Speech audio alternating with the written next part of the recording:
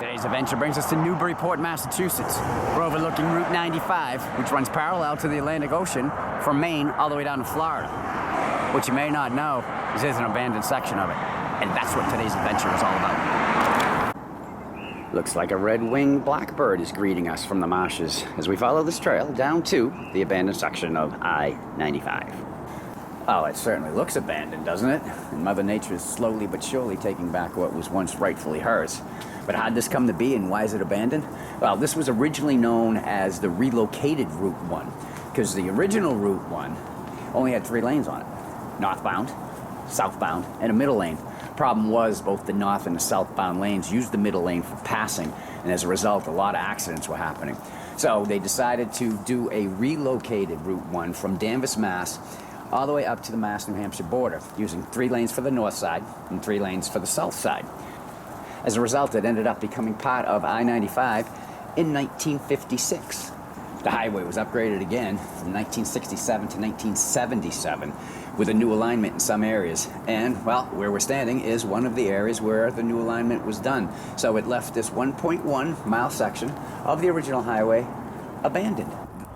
So the highway's abandoned, but obviously somebody left something, hon? What is that?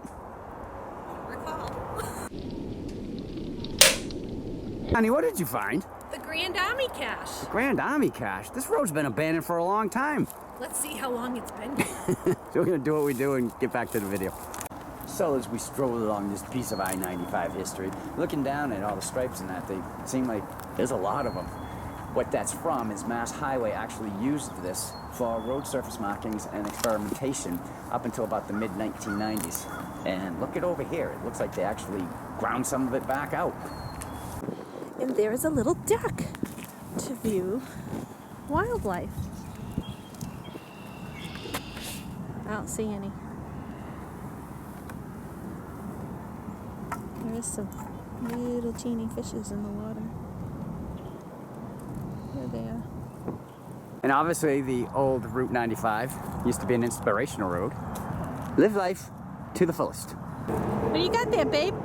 We pulled over on the highway to go get a geocache. This is called the Little River Nature Cache. So we're gonna do what we do and get back to the video. You can see the old guardrail post and the cable there. This reminds us a lot of the Beaver Brook Falls Nature Walk in Keene that we did, which was also an abandoned highway. You can check that out on our YouTube page under Unique Hikes.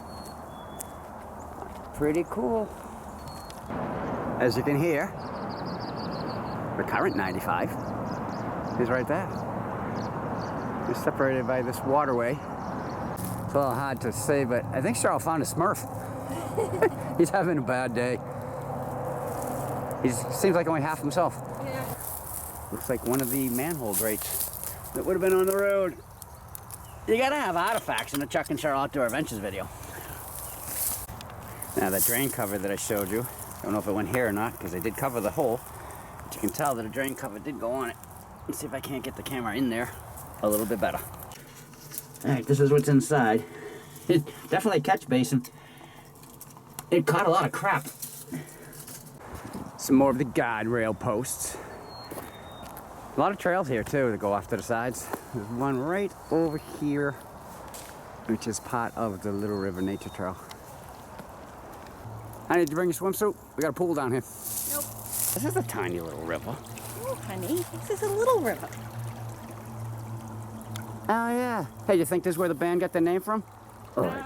But I just dated myself again. We have left the highway, the abandoned highway, to get onto the Little River Trail system to go get something. I wonder what that could be.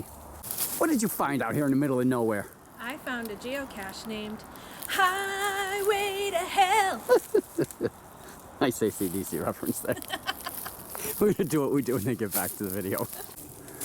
This is kind of a cool little path on our journey to whatever the heck it is we're going to find. The vernal pool. Yeah, the vernal pool.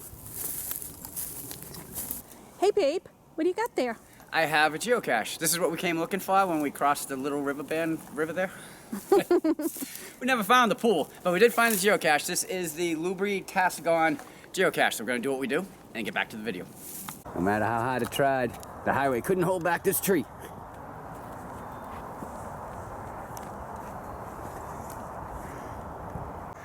All right, we come to the end of the road, literally. It's only a mile or so, but you take some of the side trails and you can make a good afternoon out of this. That trail there will go out to 113. It is supposedly the original exit 57. This is it. So until our next adventure, the end.